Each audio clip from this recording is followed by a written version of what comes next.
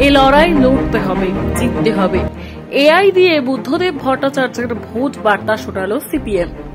ক্ষমতাচ্যুত হওয়ার পরই রাজনৈতিক সন্ন্যাস নিয়েছিলেন। পার্টির কাছেও দেখা যেত কদাচিৎ, কিন্তু বেশ কয়েকদিন হয়ে গেল তিনি অসুস্থ, শয্যাশায়ী প্রায়। হাসপাতালে যাওয়া আসার মাঝে বাড়িতেও চিকিৎসা চলে নিয়মিত, কিন্তু নির্বাচন এলেই তার কথা মনে পড়ে না। দলমত নির্বিশেষে এমন রাজনীতিক বিরল বঙ্গ রাজনীতিতে। আর তার আবেগে ভর করে আজও ভোট বৈতরণী পেরোনোর রাস্তা দেখে সিপিএম। 24 লোকসভা নির্বাচনও তার ব্যতিক্রম নয়। এবারও বুদ্ধদেব ভট্টাচার্যের থেকে লড়াইয়ের অক্সিজেন পেতে চান বাম প্রার্থীরা। আর জনতার ভোট টানতে তার জলদগম্ভীর কণ্ঠস্বরে বার্তা। তিনি অসুস্থ তো কি, প্রযুক্তির সাহায্যেই এবার বুদ্ধবাবুর বার্তা ছড়িয়ে দিল সিপিএম।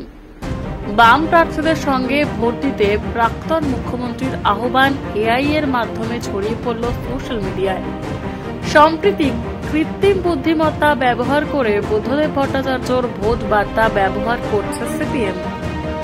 শনিবার সোশ্যাল মিডিয়ায় ভাইরাল হওয়া 2 মিনিট 6 সেকেন্ডের ভিডিওয়ে প্রাক্তন মুখ্যমন্ত্রীর সন্দেশখালী থেকে জাতীয় রাজনীতির শিক্ষা দুর্নীতি থেকে বেকারত্ব, মূল্যবৃদ্ধি সমস্যার সবকিছুই নিয়ে বক্তব্য রেখেছেন।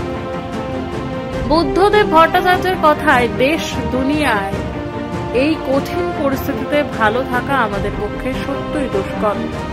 কি ঘটে যাচ্ছে পশ্চিমবঙ্গে?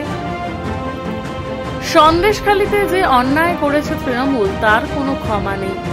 মহিলাদের সম্মান নেই। দুর্নীতির আখড়া করে যাচ্ছে রাজ্যটা। আমরা রাজ্যটাকে সাজিয়ে তুলছিলাম, বলেছিলাম শিল্প হবে, কৃষির উন্নতি হবে, ছোট ছোট ছেলে মেয়েদের চাকরি হবে। কেন্দ্রে ক্ষমতাসীন দল বিজেপিকে দাঙ্গাবাজ তকমা দিয়ে বুদ্ধবাবুর বার্তা, ওদিকে কেন্দ্রের ক্ষমতা দখল করে বসে আছে দাঙ্গাবাজ দুর্নীতিগ্রস্ত বিজেপি। নোটবন্দি থেকে আজকে ইলেকট্রাল বন্ডের মধ্য দিয়ে দুর্নীতি, নিত্য প্রয়োজনীয় জিনিসের দাম আকাশ ছোঁয়া। মনে রাখবেন, তৃণমূলের আমলেই বাংলায় বিজেপির বারবারন্ত। কে নরেন্দ্র মোদী, কে মমতা ব্যানার্জি? আমাদের দেশকে, রাজ্যকে ধ্বংস করার সুযোগ ওদের দেবেন না। এই নির্বাচনে জয়ী করুন বাম ধর্মনিরপেক্ষ প্রার্থীদের। সামনে লড়াই, এই লড়াই লড়তে হবে, এই লড়াই জিততে হবে। 19 লোকসভা নির্বাচনের আগে ব্রিগেডের বামেদের মেগা সমাবেশে হাজির হয়েও মঞ্চে ওঠেনি অসুস্থ বুদ্ধবাবু।